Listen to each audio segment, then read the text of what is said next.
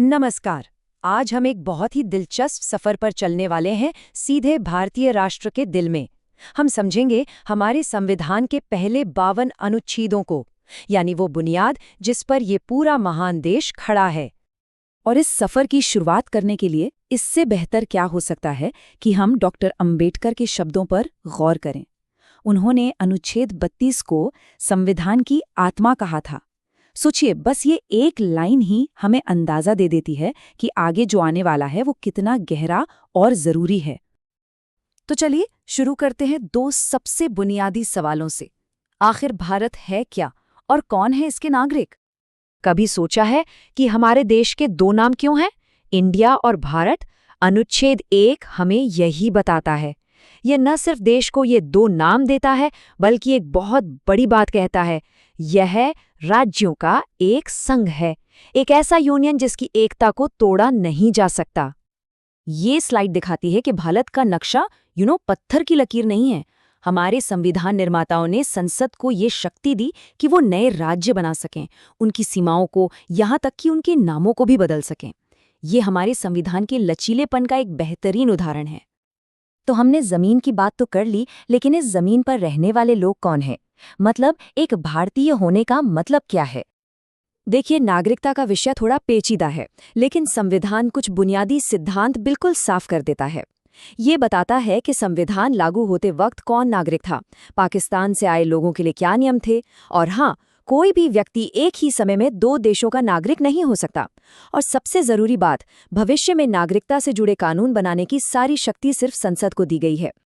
चलिए अब आते हैं संविधान के उस हिस्से पर जो हर भारतीय नागरिक की सबसे बड़ी ताकत है, मौलिक अधिकार।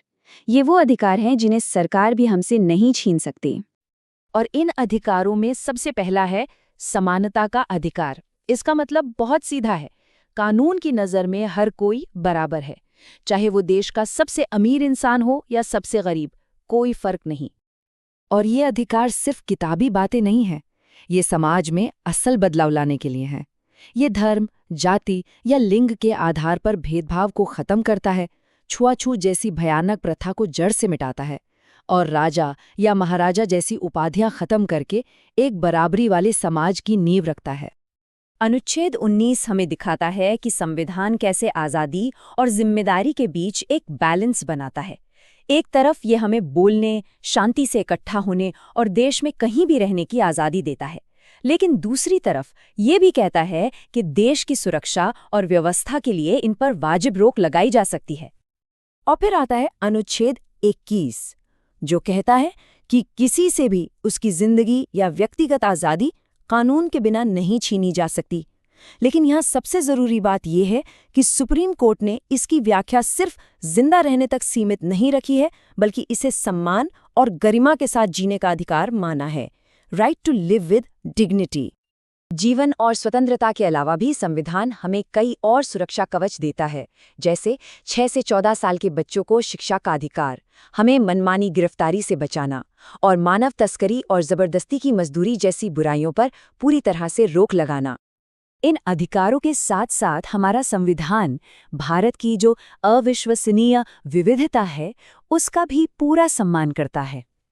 तो आइए देखते हैं कि ये हमारे सांस्कृतिक और धार्मिक ताने बाने की सुरक्षा कैसे करता है।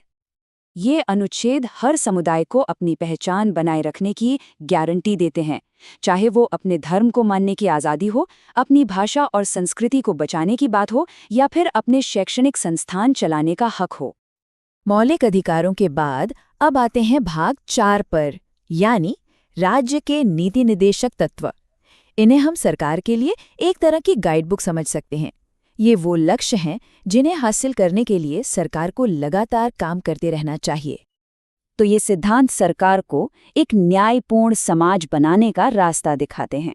हाँ, ये बात सही है कि इन्हें लागू करवाने के लिए अदालत नहीं जा सकते, लेकिन ये देश के शासन के लिए मौलिक हैं और देश की दिशा तय करते हैं। इन सिद्धांतों में एक बेहतर भारत का सपना साफ दिखता है। एक ऐसा देश जहां गरीबी और असमानता ना हो, जहां सबको सामाजिक और आर्थिक न्याय मिले, हमारा पर्यावरण सुरक्षित हो और दुनिया में शांति बनी रहे। तो हमने अधिकारों और सिद्धांतों को समझ लिया। अब सवाल उठता है कि इन्हें लागू कौन करेगा? चलिए अब देखते हैं कि हमारा संविधान सरकार की संरचना कैसे करता है और इन अधिकारों को असल ताकत कैसे देता है। याद है, हमने एकदम शुरुआत में संविधान की आत्मा की बात की थी। वो इसी अनुच्छेद 32 के बारे में थी। ये इतना जरूरी इसलिए है क्योंकि यही वो अधिकार है जो हमें अपने मौलिक अधिकारों के हनन पर सीधे सुप्रीम कोर्ट जाने की ताकत देता है। इसके बिना बाकी सारे अधिकार बस कागज पर लिखे वादे बनकर रह जाते। और अनुच्छेद 52 के साथ हम आधिकारिक तौर पर संघ सरकार के ढांचे में प्रवेश करते हैं, जो इन सभी सिद्धांतों और अधिकारों को जमीन पर उतारने का काम करती है। ये अनुच्छेद भारत के राष्ट्रपति का पद स्थापित करता है। राष्ट्रपति देश के सर्वोच्च कार्यकारी प्रमुख होने के साथ साथ राष्ट्र की एकता, अखंडता और सम्मान का प्रतीक भी हैं। वही यह सुनिश्चित करते हैं कि सरकार संविधान के आदर्शों पर चले। तो अनुच्छेद 1 से 52 तक की ये यात्रा हमें यही दिखाती है कि हमारा संविधान सिर्फ कानूनों की एक किताब नहीं है। असल में ये हमारे देश की आत्मा है, हमारी एकता, समानता और स्वतंत्रता की पहचान है। तो हम इस विचार के साथ अपनी बात खत्म करते हैं कि ये बुनियादी ढांचा आज दुनिया के सबसे बड़े लोकतंत्र को किस तरह से आकार दे रहा है। जय हिंद।